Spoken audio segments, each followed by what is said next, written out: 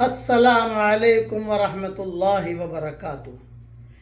جمعہ کے دن جمعہ کی نماز کے بعد، سنتوں کے بعد، نفلوں کے بعد 7 مرتبہ سورہ اخلاص پڑھ لیجئے، 7 مرتبہ سورہ فلق پڑھ لیجئے، 7 مرتبہ سورہ ناس پڑھ لیجئے، تو انشاءاللہ آئندہ جمعہ تک ہر بری چیز سے، ایکسیڈنٹ سے، بری بیماری سے، غلط خبر سے، ہر برائی سے اللہ تعالی حفاظت کرے گا۔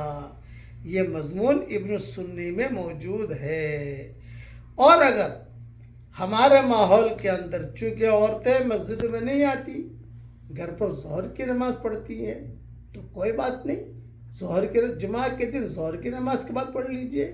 کوئی مسافر ہے، اس نے جمعہ کی نماز نہیں پڑھی اور ظہر کی نماز پڑھی، تو ظہر کی نماز کے بعد پڑھ لے۔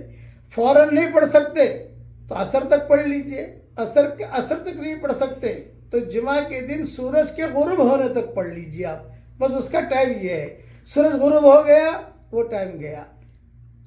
دوسرا کہ ہر جمعہ کے دن جمعہ کی نماز کے بعد اور سنتوں کے بعد، نفلوں کے بعد غروب آفتاب تک کوئی آدمی 100 مرتبہ سبحان اللہ العظیم و بحمدہ، سبحان اللہ العظیم و بحمدہ، سبحان اللہ العظیم و بحمدہ 100 مرتبہ پڑھے گا تو پڑھنے والے کے 1,00,000 گناہ معاف ہوں گے، اور اس کی ماں کے 12,000 گناہ معاف، اور اس کے باپ کے 12,000 گناہ معاف ہوں گے۔